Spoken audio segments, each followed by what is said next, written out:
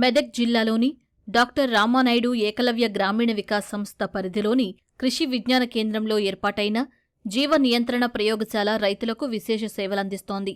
ఇక్కడి అధికారులు, శాస్త్రవేత్తలు తెలుగు రాష్ట్రాల రైతులకు అవసరమైన జీవన ఎరువులను తయారీ ధరలకు అందిస్తూ వారి ఆదరణ పొందుతున్నారు.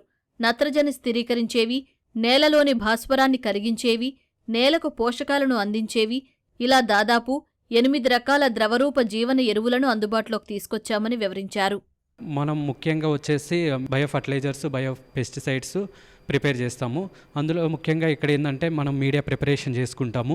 మీడియా ప్రిపరేషన్ చేసిన తర్వాత స్టెరిలైజేషన్ ఇక్కడ చేసుకుంటాము. స్టెరిలైజేషన్ చేసిన తర్వాత మనం అథెంటిక్ సోర్స్ నుంచి తెచ్చుకున్న మదర్ కల్చర్స్ని మేమైతే ఎన్సిఎల్ నుంచి తెచ్చుకున్నాం, నేషనల్ కెమికల్ ల్యాబొరేటరీ పూణే నుంచి, మరియు national bureau of agriculture insect resource నుంచి మదర్ కల్చర్స్ తెచ్చుకున్నాము. తెచ్చుకున్న మదర్ కల్చర్స్ని మనం ఇనాకులేషన్ చేస్తాము. ప్రిపేర్ చేసిన మీడియాలో ఇనాకులేషన్ చేసిన తర్వాత ఇంక్యుబేషన్లో పెడతాము. ఇంక్యుబేషన్లో బ్యాక్టీరియా అయితే 3 days ఉంచి షేకర్ మీద, దాని తర్వాత ఫార్ములేషన్ తీసుకుంటాము. అదే ఫంగల్ అయితే మనం 7 days షేకర్ మీద ఉంచి ఫార్ములేషన్ తీసుకుంటాము. దాని తర్వాత మనం క్వాలిటీ టెస్ట్ కూడా ఇక్కడే చేస్తాము. క్వాలిటీ టెస్ట్ FCO గైడ్లైన్స్ ప్రకారము పాస్ అయిన తర్వాతే మనము బాటిల్ ఫిల్ చేసి లేబులింగ్ చేస్తాము. లేబులింగ్ చేసిన తర్వాత ప్యాకింగ్ చేసి ఫార్మర్స్కి డైరెక్ట్గా మేము అందిస్తాము. సో ఆ రిజల్ట్ చూసి వాళ్ళే వచ్చి మళ్ళీ తీసుకెళ్తూ ఉంటారు. ఆరోగ్యమైన అధిక దిగుబడినిచ్చే పంటకు పునాది సారవంత నేల మాత్రమే. అందువల్ల నేలల ఆరోగ్యం మరియు పునరుత్పత్తి వ్యవస్థ ప్రభావితం చేసేది మట్టిలోని విభిన్నమైన సూక్ష్మజీవుల సముదాయం.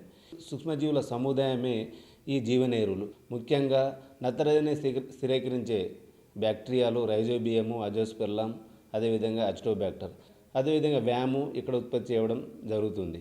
రైతు సోదరులు 3 పద్ధతులుగా వాడుకోవచ్చు. ఒకటి విత్తన శుద్ధి, అదేవిధంగా నారు ముంచే పద్ధతి, ఇంకోటి భూమిలో వేసుకునే పద్ధతి ద్వారా కూడా ఈ జీవన ఎరువులు వాడుకోవచ్చు. ముఖ్యంగా రైజోబియం చూసుకున్నట్లయితే రైజోబియం మనము పప్పు జాతి పంటలకు వాడుకోవచ్చు. అజోస్పెర్లము జొన్న, మొక్కజొన్న, అదేవిధంగా వరి, కూరగాయలు కూడా వాడుకోవచ్చు. అజిటోబ్యాక్టర్ అనే జీవన ఎరువు కూడా వాణిజ్య పంటలైన మిరప, ఆకుకూరలు, పత్తి, అదేవిధంగా చెరుకు, వాటికి కూడా మనం ఈ అజిటోబ్యాక్టర్ను కూడా వాడుకోవచ్చు. ప్రస్తుత పరిస్థితుల్లో రైతు సోదరులు రసాయన ఎరువులను తగ్గించి ఈ జీవన ఎరువులను వాడకం ద్వారా సాగుకయ్యే ఖర్చు కూడా తగ్గించవచ్చు. అదేవిధంగా నేలలో ఉన్న పోషకాల సమతుల్యతను కూడా దెబ్బతినకుండా కాపాడుకోవచ్చు.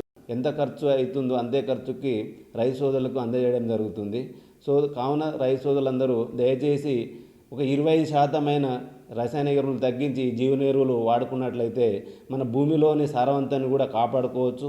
ఇక్కడి కృషి విజ్ఞాన కేంద్రంలో అన్ని నాణ్యతా ప్రమాణాలతో తయారవుతున్న ద్రవరూప జీవన ఎరువులు మంచి ఫలితాలను అందిస్తున్నాయని, తక్కువ ధరలకే రైతులకు అందుబాటులోకి వస్తున్నందున అవకాశం ఉన్న రైతులు వీటిని వినియోగించుకుని నేల సారాన్ని పెంపొందించుకోవాలని కేవీకే అధికారులు, శాస్త్రవేత్తలు సూచిస్తున్నారు.